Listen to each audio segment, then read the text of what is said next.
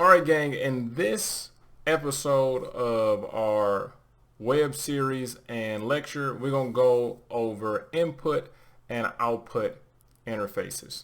We're going to talk about a little bit of networking and a couple different ways to install different types of devices. Let's go ahead and get into it. So in networking, right? A long time ago, if you use AOL when it first came out, 9 times out of 10 you were going to be using dial-up, meaning that you were getting on the internet via your telephone line.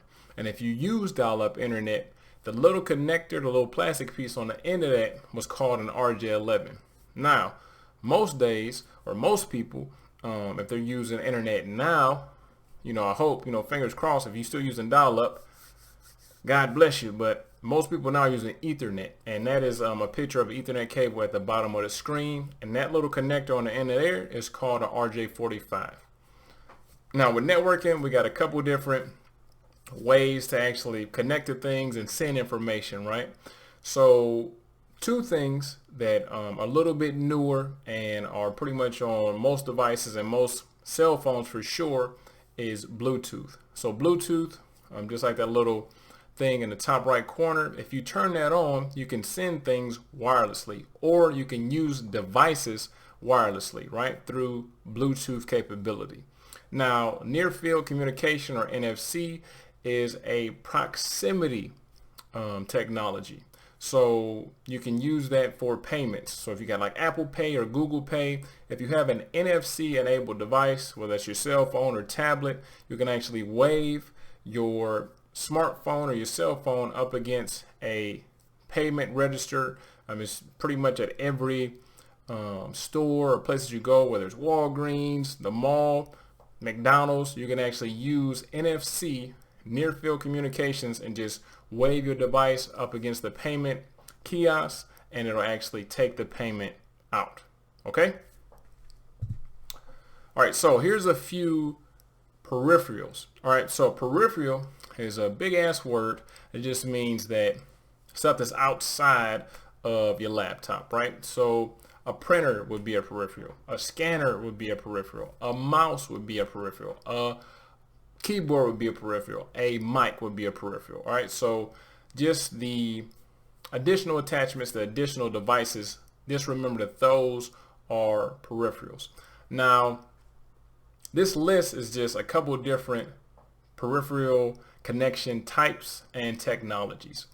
So FireWire, you only find that as much. Some cameras still use a FireWire connection, but mostly FireWire has been replaced by USB.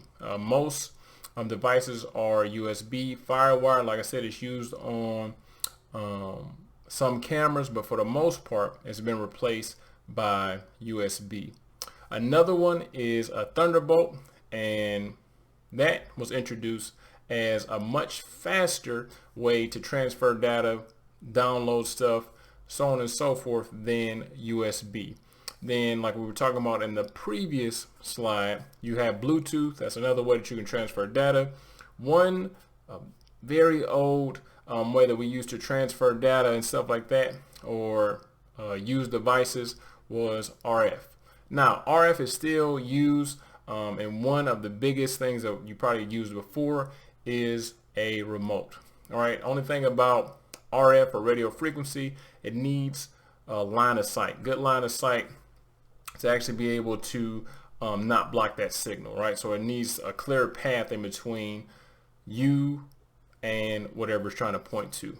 Now, even most remotes use Bluetooth, right? So if you got a Fire Stick, or you got some kind of other remote, a lot of times, or if you're using anything, it's probably going to be Bluetooth if it's a newer device. Make sense? All right, gang. So as far as those peripherals, right? So let's say we got some new speakers. Let's say we got a new mouse. Let's say we got a new printer.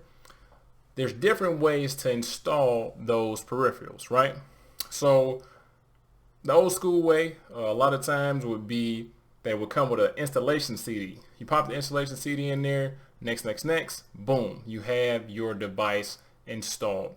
But most devices now are plug and play, which means that the drivers are actually on that device. And all the driver is of some software that actually tells the two devices, hey, I'm a computer, you're a keyboard, this is how we work together.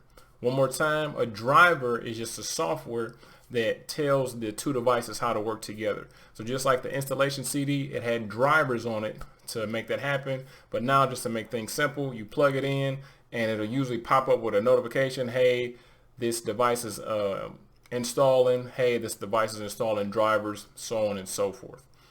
Some other devices, it may be IP based. So we're going to get into IPs in a few lectures, but just really quickly, an IP is just your address on the network. So you may have to put in your IP address to either configure the device or to make the device work or work a little bit better.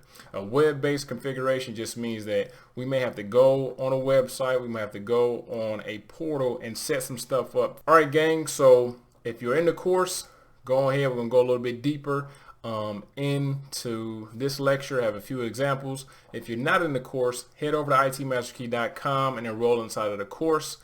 We got simulations, we got practice exams, all to get you prepared for the ITF Plus certification. If you're not preparing for the certification, just want to brush up, it's still a really good course, and it's especially a great precursor to A+. Other than that, I'll see you in class.